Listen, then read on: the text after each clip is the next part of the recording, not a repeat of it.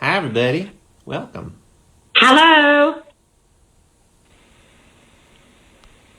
Did you see my drag lipstick? Because I'm super excited for Drive and Drag I'm going on Friday. Oh, okay. I'm going on Saturday. Well, good. Then I'm gonna break them in for you. So you can give me all the tips. But I'm super excited to see Cameron Michaels and all the great, exciting Aquaria, my girl. Mm-hmm. Yeah, it'll be a good time. So, hi everybody. Welcome to another episode of Between Two Nerds, your show where we chat with notable nerds about what's going on in their lives and why voting matters to them, and also drop some voting knowledge on you along the way. I'm JP Karliak. I'm Courtenay Taylor. And this is Between Two Nerds. Look at that. Look at that amazing shirt. That's brand new, and it's 2020 exclusive. It's real fancy. And we're already out of all of them except for smalls. Oh, well, perfect. Brilliant. Just hotcakes, baby. Hotcakes. Got a helicopter today. Popo's after me. All right, so... without further ado, we have an amazing guest. She is an actress. She is a new media geek. She is an author of her latest book, Embrace Your Weird, Face Your Fears, and Unleash Your Creativity. Is a wonderful handbook for all of us creatives out there. So let us welcome the amazing Felicia Day. Felicia Day! That's my new music. That's the theme song that we do now. That's the Nerd Goddess theme song. Yeah. It is. Hello! Oh. Hello. Oh, spinning wheel of death. Uh-oh. Oh, hello. There she is. How you doing? Oh, hello. I'm good. I was literally running to the back of my house to do this interview. Well, thanks for sprinting. No worries. A lot of things going on in my house right now, and some kind of machinery out front, so I was going to do this in the back, and then I was like, oh, no, it's not a good place to do it. So anyway, all good. Yeah, I mean, it's 2 o'clock, so we're already in the afternoon. Are you quarantining in LA right now, or no? Yes, I'm in my house. I'm under construction, so I'm always doing some kind of, this is weird. Is that a weird sound? Let me see. I'm getting some kind of weird chirping sound, like there's birds inside my mouth. Are you hearing that? It's really... I just have a bulldog yeah. snoring, but very faint? Okay, good. So yeah, it's not noticeable. We'll see if any of our more sensitive viewers pick up on it, but for right now, I think we're good. If you guys have really high hearing, maybe I'm just, anyway. Yes, so I have construction going on, so I can't flee to Montana like everybody I know is doing. I guess Montana's super popular right now. Oh, that's okay. Yeah, I've known people, Utah, Canada, Indiana, like all of the great places that have wilderness and stuff. Indiana? What's that about?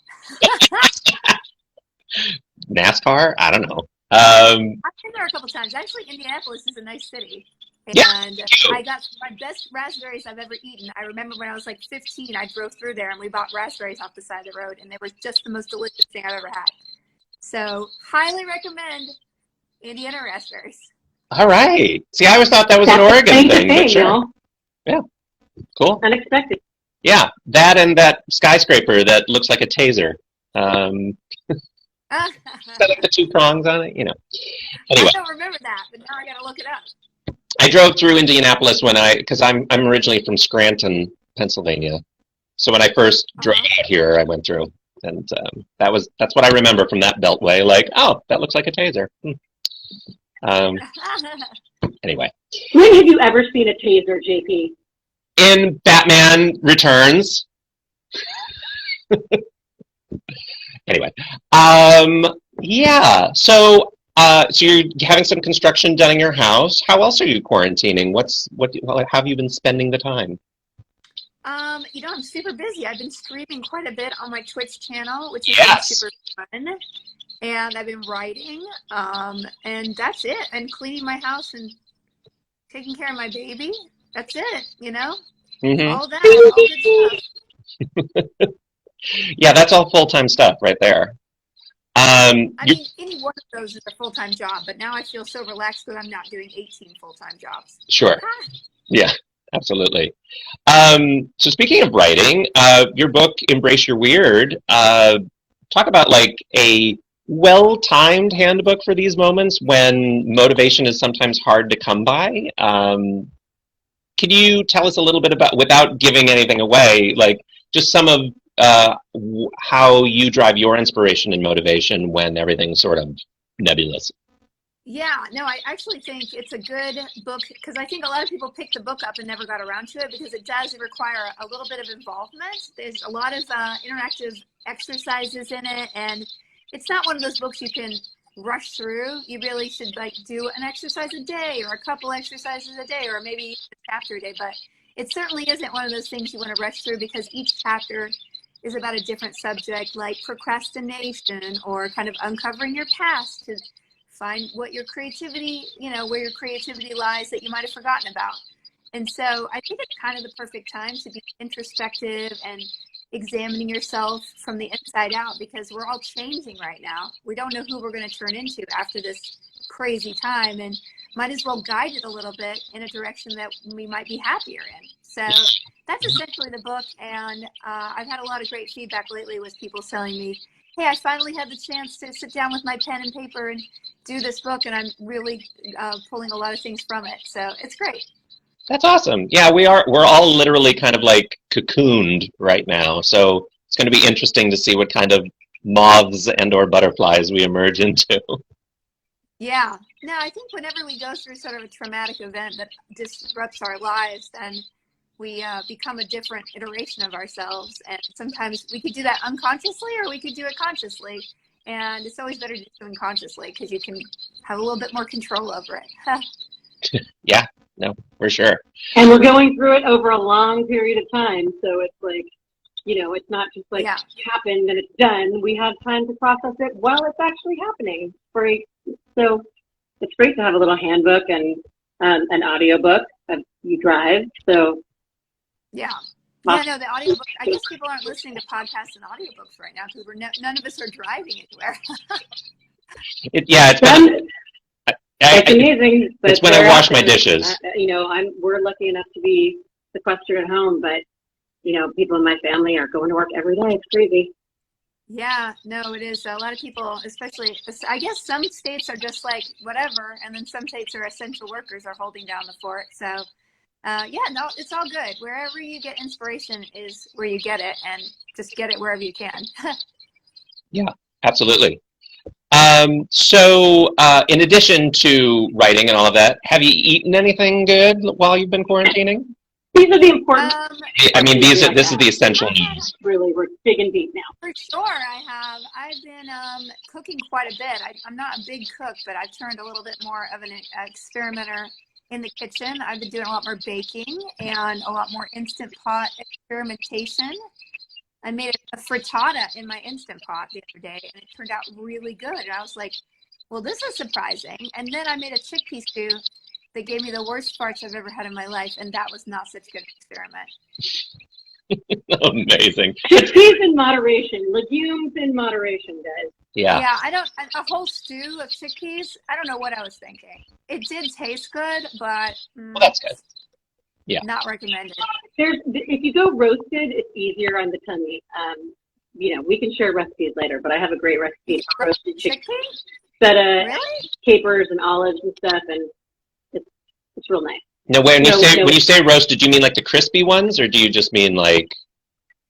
No, it's oven roasted in like olive oil, so it's more of like they call it roasted. I got it at Food 52, which is a great little non-cooker website. It has like some really easy recipes, as well as some ones for people who actually cook, which is not me. But you just kind of put it in this tub, I guess. Well, I don't know if they call it a pan, and just put in every like Greek Mediterranean herby flavor and a bunch of chickpeas, and it's like you can put it on toast. You can eat it with chicken. You can eat it out of the pot, pan, tub thing. It's awesome. And no, I'm not sponsored by Food 52, but it has saved me. No, it's great.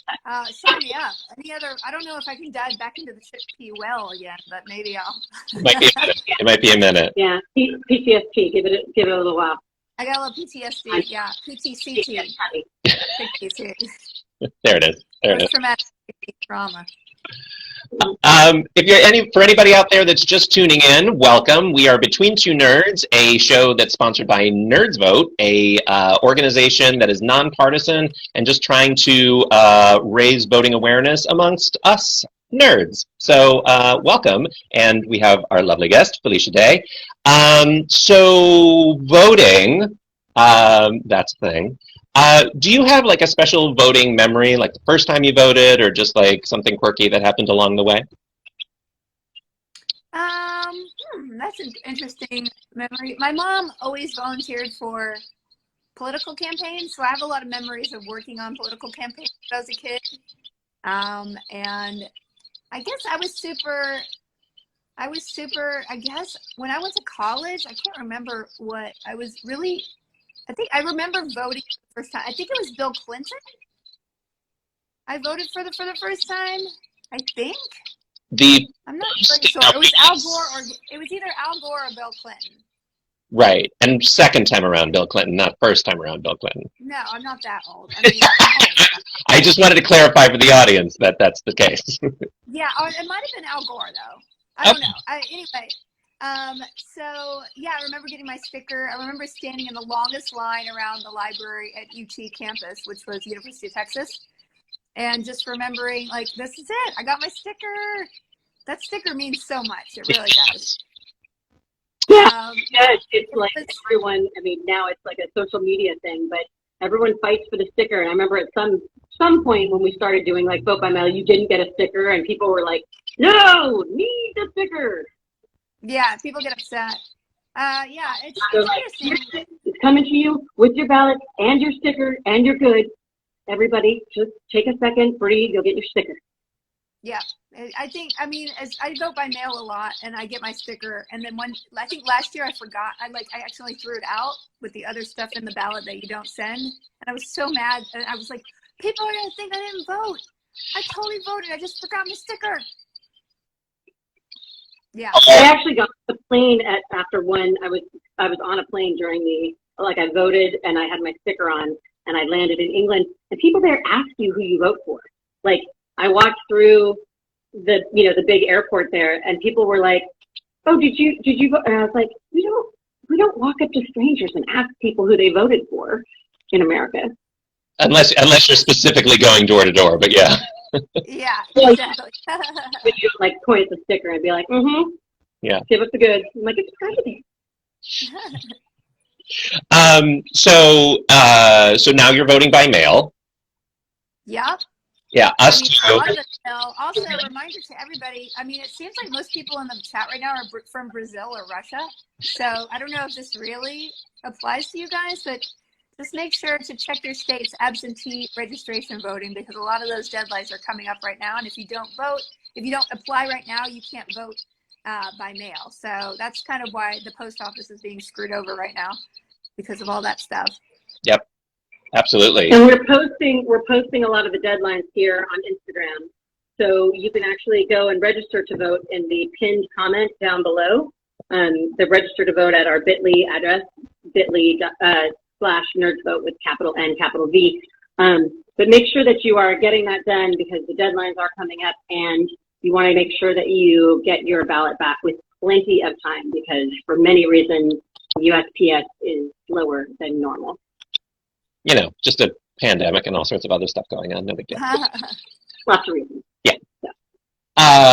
For anybody just tuning in, we're NerdsVote. This is Between Two Nerds with Felicia Day as our guest. If you have any questions for Felicia, just put them in that little question box thing down the bottom, and we'll get to them shortly.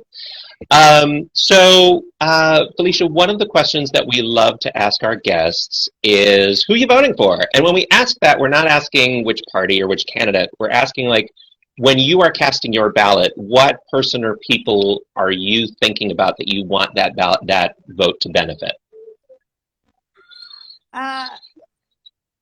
who do I want the vote to benefit? Anybody with morals who would vote against Trump? Fair, fair. I mean, I've been very politically active in my life. I actually went to one of Obama's very first rallies here in Los Angeles when he had like 100 people there. And a woman was called out to him from the audience, "Hey, I love your ass," so, and nobody thought he was going to be anything, but I phone banked for him and I loved him. And regardless of what you think of that, his 8 years in office, I can't imagine that anybody I would identify with or sympathize with would say that we're better off than we were 4 years ago with our president now. So to me, I'm trying to protect my baby. I'm trying to protect people who are disenfranchised, people who are minorities. I mean, it's just the environment, the judges. I'm trying to protect my daughter's future life to be able to live in a world where she can be free and to be who she is, for her friends to be who they are, and for us not to live in fear and have hatred all around us all the time. That's just my opinion. I used to be a little more circumspect, but at this point, I don't need to try to please everybody online anymore. And if you really advocate and think that Trump is a good person, then either you're not doing your research, you're only watching Fox News, or you're genuinely a person that I just have no connection with. Fair enough. So let's say because I'm sure there's people out there that might not have a decision yet, or that they're more just I don't know, I don't think my vote really matters. Do you have anything that you would say to them? Yeah, I get very concerned about people who are apathetic and feel well, it doesn't matter, they're all the same. I think that, I heard that a lot in the last election, and I think you can look very clearly to see that it's not the same. Many policies are the way that, whether you're a huge fan of Hillary Clinton or not, I was not a huge fan of hers, but I certainly supported her as a candidate because I thought I saw the alternative, and I was like, this is the person who will be a better leader. And so when people sat out and was like, I'm kind of mad on Hillary, blah, blah, blah, I mean, that just helps Donald Trump get elected. So if you care about anything, you really should vote. And vote one of the two candidates who will win, because at this point, I think a third-party vote is, irresponsible, but that's just my opinion. You do you, but at this point, I think there's so much at stake right now. We can't really afford to have any wiggle room with this victory. Yeah, we've talked. One of the things we talk about is trying to get people in the habit of, we wanted to change the idea around voting from civic duty, something I have to do, to being a civic opportunity, where you have a chance to help steer your country, your city, your neighborhood. And so we talk a lot about the importance of voting in every election, every time. It's not just about who's president, although that's a biggie. It's important, and whoever's president is appointing judges that have lifetime appointments and things like that. But also just to get into the habit of a certain amount of that, set it and forget it politics is no longer an option, and that we really need to work in our own neighborhoods, in our own cities, to say how we want our tax dollars spent.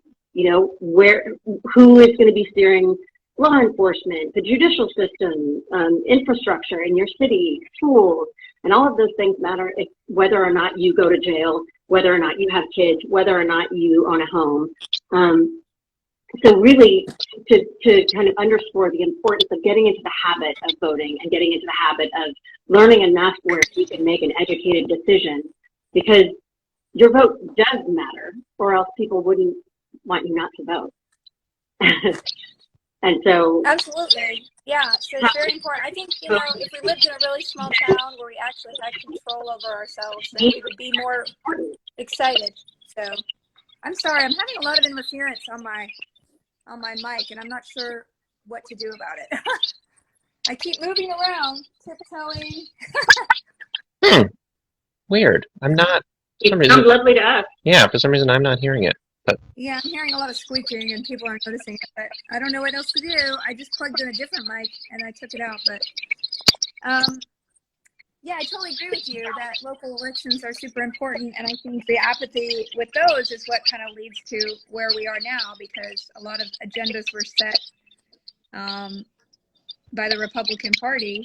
I mean, I really don't want to be that, but it's just fascinating that they decided to go local, and then they started working from the ground up, and they had a very successful takeover of the government, and that's really smart. They're very smart. Everybody, you don't just casually fall into politics, except for Donald Trump. But, it's really important to know that your school board is, the people on there have opinions, and the people, if you look at like some crazy local politicians that are like weird QAnon people and things like that, like they were the ones to run, you guys. Nobody voted for them except for their friends. That's why they're there, but they're in charge of your child, kind of. And so it's really important to know that you can make a difference, and that getting involved locally really is the key. And I totally agree with you on that. Yeah, I mean, especially right now that we're seeing the way that schools are going back right now, and how those decisions they're not being made from a, oh, there you go, because they're not being made at the federal level, and they're being left to all of the local authorities to figure out, well, how do we do this without, proper testing and everything already in place. There's school boards that are, thoughtful about, okay, well, we need to put everybody's safety in mind here. And then there are the ones that are just like, nope, we're going to treat this like normal. I mean, my partner is a school teacher, and his county that he works in, Orange, is just like, nope, we're going back, no masks, and it's going to be full time, and everybody's just going to pretend like this is normal. And yeah, it's really scary because, if you know anything about this virus, there's a lot of people of all ages who are struck by it, and struck really bad. And just to be willing to be like, well, it doesn't affect me, I'm just going to go back. I want to send my kid to school because I just need my day back, and also weird conspiracy theories. It's disheartening. And the only thing you can do is stand up against those people, because, again, who's showing up to the school board meetings? Who's showing up to run for these offices, right? You can't blame them. They're actually doing what they need to do. So I think it's complacency, and also, I don't know, young people. I continually meet young people that inspire me so much, who are advocates, who are really out there doing things. And then when the numbers come back, they aren't turning out to vote. And so I guess it's just a phenomenon that you can't really fight. Maybe it's just a state of mind when you're that age. Maybe it's just humanity in general. But, showing up, it doesn't really take that much effort. And you're doing something with other people. And you're doing something not only for you, but for everybody you love. So just show up. It's not that big a deal. It's whatever you're doing that day. It should be a national holiday to vote, but I understand sometimes it's hard. But absentee balloting, there's a lot of ways to make it work, and it's really worth it. It really is, because otherwise we live in a country where we don't have control, and that's kind of where I feel helpless, because our government makes me feel like, wow, I can't believe they're letting them do that. And again, over and over, no one's being punished. So that's why I'm like, I don't know what to do, but I will do anything for my baby to not live in a world where she's always frightened that the government is going to throw her needs and things that are good for her out the door for profit, essentially. Yeah. Oh, for sure. Sebastian 5246 said, no matter the political system's intent, there will always be people who are willing to manipulate it and exploit it. And that's the case with any kind of structure. And so it's important that everybody show up to be part of that, because, like I said, there is no more set it and forget it politics. This is what, when we have to keep everyone accountable, not just the people that we don't like. The people that you put in office answer to you. Your votes put them there. And so you need to reach out to them. And I always laugh and I say on the show a lot, like, I have, our representatives are Feinstein and Harris, our senators, and they're on speed dial. Newsom is on speed dial on my phone, and I just call them up and tell them what I think of what they're doing, both good and bad, because it's our right. It's we, the people, to help govern this country. And so when you step away from that, somebody is going to make a decision for you if you don't make your decision. And as Americans, that's what we started America over, was that we didn't like that. So it's the most patriotic thing you can do, really. Yeah. Yep. And somebody might want to ban Warrior Drippy Drippy. What? Somebody should. There's a couple people in chat who should be banned. I'm just letting you know. Oh, please. I don't know if we have. I don't know how we do that on here. Oh wait, yes. Oh really? I think you can. Oh, but... no. Okay. Well, thanks. I just learned a new skill because that's one thing that we haven't had to do. Anyway, what I was going to say was, yeah, Courtenay and I have often talked about keeping our representatives accountable because there's often the perception that we get so partisan that and I mean this either way, that it's like, well, this is the party that I voted in, so I don't need to check them at all. I need to just trust that they're my reps and they're going to do the job because they're on my side. Or conversely, they are not on my side. I didn't vote for them, and therefore I will have nothing to do with them and not ask them to do anything at all. Also incorrect. Like we all need to be checking and writing to our representatives, whether we agree with them on a whole or not. All of the issues are still in play. Yeah, no, absolutely. I mean, they are our employees, and as an actor, I have agents and managers I hire. Well, I don't have any right now because I got rid of them, but normally we hire them to get us jobs and do things for us, and yet the relationship balance between that becomes very toxic, and it's like they're running the show and they say no to us all the time as creators, and we get very despondent and we feel powerless and hopeless. It's kind of analogous to this. Like when we hire people to represent us and they do crappy work regardless of party, and then we start feeling, oh, there's no point to it, it's all corrupt. Well, if you put good people in there, they wouldn't do that. I don't think necessarily power corrupts inherently, and certainly with our government the way it's structured, ideally there are a lot of checks and balances, even if a bad person goes in or a person goes bad while they're in there. So it's our obligation to hire the right people, and if you can't complain about your business if you didn't hire the right people or aren't willing to get rid of the people who aren't making your business work. Right. Or if 50% of you don't hire anybody. You can't get mad at who somebody hired if you're not in the hiring process. And so people involved in voting and, get people, it is, like you said, it's not a lot of effort considering, especially right now when so many of us are home. We spend a lot of time on Instagram and I'm totally guilty of, spending way too much time on the internet, but, it is a great time to be able to sit down and do your research and participate more than you've ever participated before. And I'm super hopeful that this will change.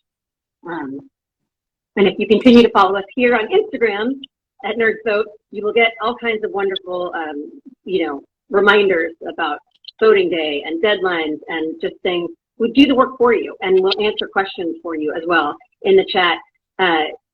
Ivy and the Spooky Kids is our social media manager, and she is also an amazing well of information. So if you have questions about voting here in the United States, hit her up as well. And as far as, Felicia, I know you were talking earlier about the youth and how so many of them are inspiring, and yet the numbers don't reflect that. I think, to the youth out there, for those of you that are marching or petitioning or fighting, no matter what age you are, that's awesome. But we also need you to encourage your friends to vote. And if you're already registered, cool, and you're going to vote, awesome. But also bring along 3 people with you, because that's the thing that makes the difference, is when we all get on board together and do the vote. I have so much faith in this next generation and the current generation, whatever. We're the old generation, but I have so much faith in their ability to change things. But it only works if we're a unified front and not just sporadic little bits. Absolutely, yeah. For Felicia or for us, but what are the biggest? I might be Tony said. What are the biggest barriers that you're seeing for voters? I think that the fact that voting day is not a holiday. A lot of people are having to work on the day they vote, which is absolutely unfair to the people who can't get away from their job and they have to support their families.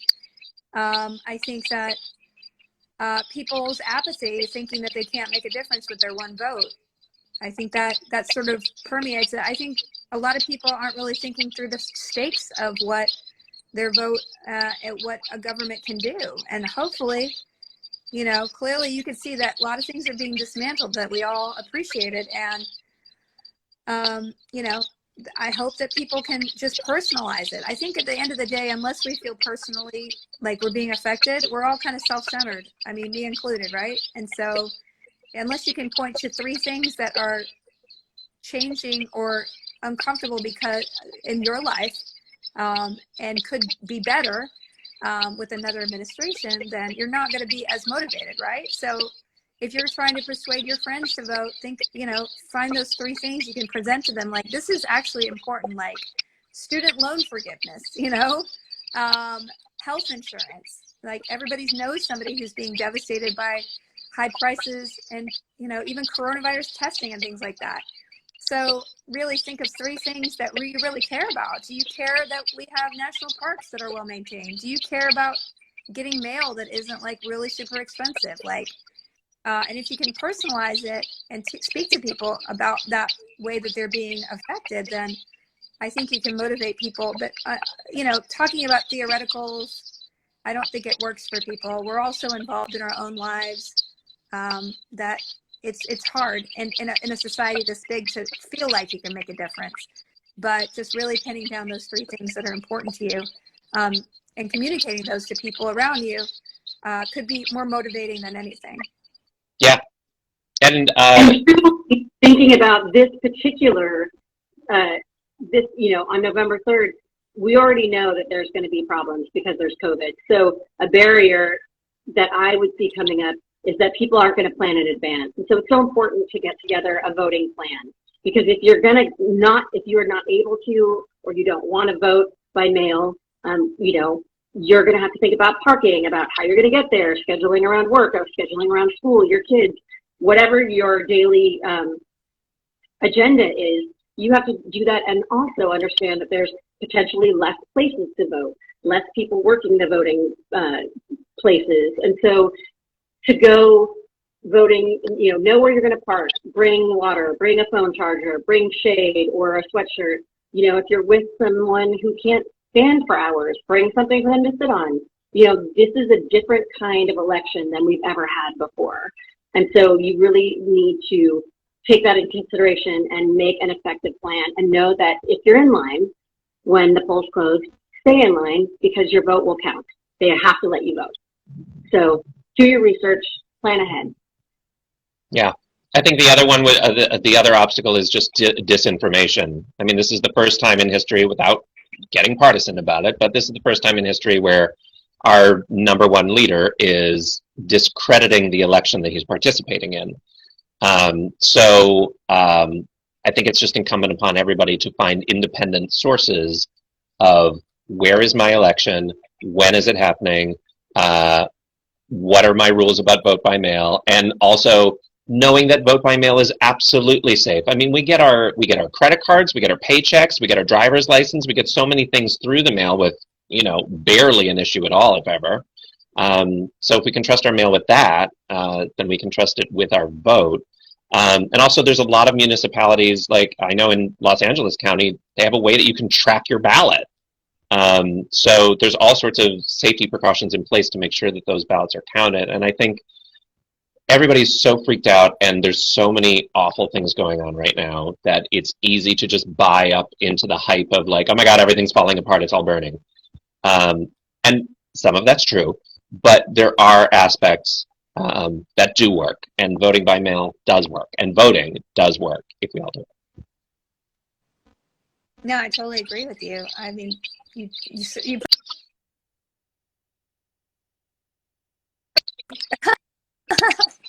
Oh, sorry, you cut out. Yeah, sorry, somebody started calling me. Oh. Yeah, no, I totally agree with you.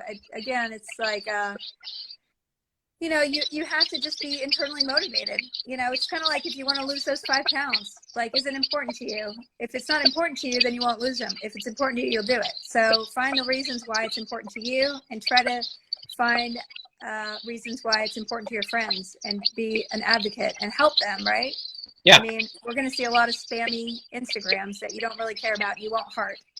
And that's kind of sad too. Like, if I dress really sexy, then I'll get 3 times as many likes as if I post something about an election, right? So it is human nature. So we have to kind of deal with human nature and just try to appeal to people in a way that we think is motivating. And also and that starts with examining ourselves. Like, why do we vote? What's important to me? And how can I change that on every single level? Yeah, absolutely. One thing that NerdsVote started doing 2 years ago was voting registration deadlines had passed, and it's like, well, now what do we do? We have this window between now and election. And we started talking about the importance of voter info parties, where you kind of keep the momentum of making your civic duty fun by getting people together, splitting up that ballot with all of those candidates and ballot measures and everything, individually doing research, and then coming back and just kind of informing everybody, like, all right, this is what I learned about the 17 judges. And the parties are, to kind of have camaraderie and make it fun, but it's not about agreeing with everybody, especially when it gets to the local level, where we'll have different opinions. But just getting informed, be like, okay, I think I get what these people are about, as opposed to just you.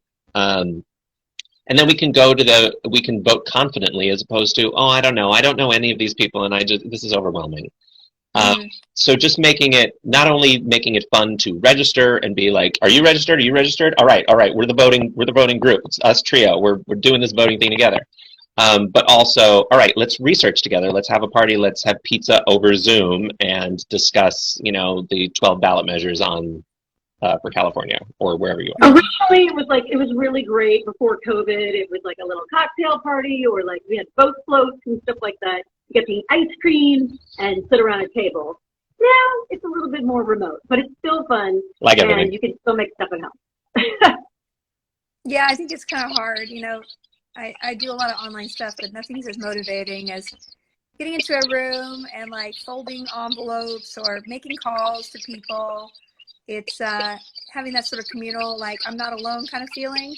Yeah. It doesn't really get duplicated online in the same way. And so it kind of takes the fun almost out of an election, because you feel like hey, we're fighting, we're on team, whatever. And so hopefully people can at least push people to vote out of obligation, if anything, Yeah. Mm-hmm. And we do, sort of outdoor patio stuff where, if you're, I can only speak for my house, but, with masks, social distancing, but still being in a backyard with other people. And it is satisfying. And I think, we are all having to be really creative in this time to get the kind of love and attention and human interaction that we need.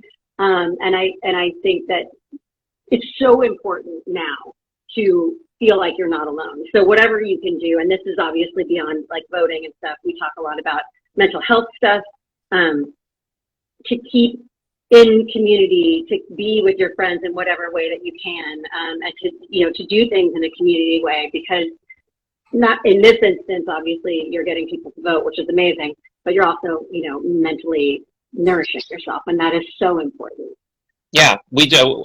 Courtenay had us over to do a postcard writing thing a few weeks ago, and we all had our own little stack, and we all had our own little pens and our list, and sitting apart. But it was nice to just feel communal, like we're doing something, even if we're distancing and not, all up in each other's face.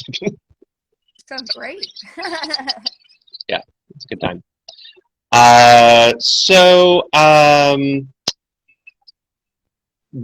Okay, just to palate cleanse just for a moment, what are you nerding out about right now? Let's see. I've been playing this game called Ooblex, which is really fun. What's that? It's kind of like an Animal Crossing Stardew kind of game. It's really fun. It's very hipster and cute. And let's see, what else am I doing? I've been gardening a lot. I know that's really not very nerdy, but I've been planting vegetables, and I'm actually growing, which is actually exciting. What? So, you can be a garden nerd, you can be a bird nerd, you know. Yeah. Yeah. What is there? Is there one vegetable that you've planted that's like oh, that's different? Well, I planted a pumpkin and it got huge and like 2 weeks ago. So I'm like, wow, you're an overachiever, pumpkin. But it was like bigger than my head for sure. It turned all orange. I was like, I guess this is it. I got a pumpkin. All right. Pumpkin pie in July. Stay with me for 2 more months. Stay with me. 3 more months. I know. I'm like, it wouldn't survive. But I did plant some more and hopefully they'll make it to October. So yeah, that's pretty fun. I've been picking out room colors for my back office because this is not my office. But I have a streaming office and voiceover office that's going in, and that'll be super fun. Yeah. So, yeah, I've just been doing some online courses here and there, watching some videos I never would have time for. I think it's a nice time, even though a lot of us are still working, to just kind of find some different pathways and become something better than we were before. That's the only thing we can do when we have adversity, right? Yeah. Well, you said courses. What are you studying? Or one thing you're studying? I'm super into Greek history and Greek mythology now. So, okay. Yeah, I've been watching. I started quarantine really strong, and I fell off the wagon because of Animal Crossing. And then now I'm getting back into learning things because I stopped playing. There's so many people that are just like, oh, same. It's so fun. It really is. And they just did the update today. So you can visit my, if you go to my Instagram page, you can visit my island. I did a dream copy of it. So you guys can go up there, take a walk through my probably 3 months of work. Awesome. If all things end and the aliens come and find what remains of us, they'll be like, well, they didn't do much, but they all built these digital islands. Yeah, exactly. They won't see anything of us. They were like, they must have been very dumb. They just sat in their houses and didn't do anything. And we're like, no, we had a virtual world. I think, was it Amazon that just buried a bunch of stuff in the Arctic? It was like GitHub or something.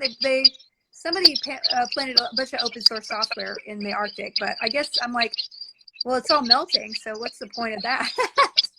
Yeah, is that really the best place for it? I don't know. Yeah, I don't know. It's like that giant cave where they keep all the seeds ever. Yeah, up in there, it's melting now. Yeah, ruined. See, you're seed nerds. Yeah.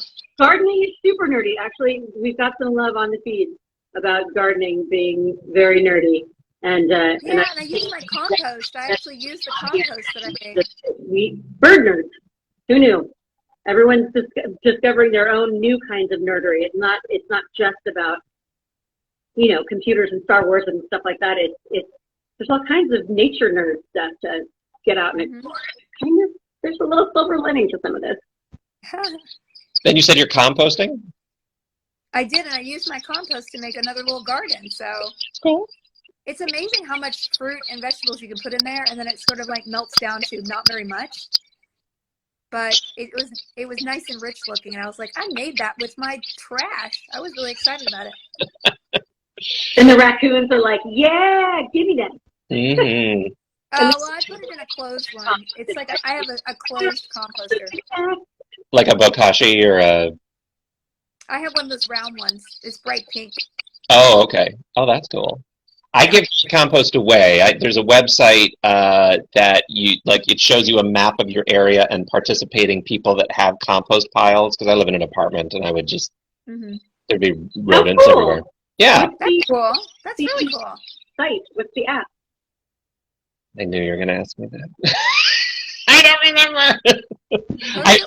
My compost. I will post it.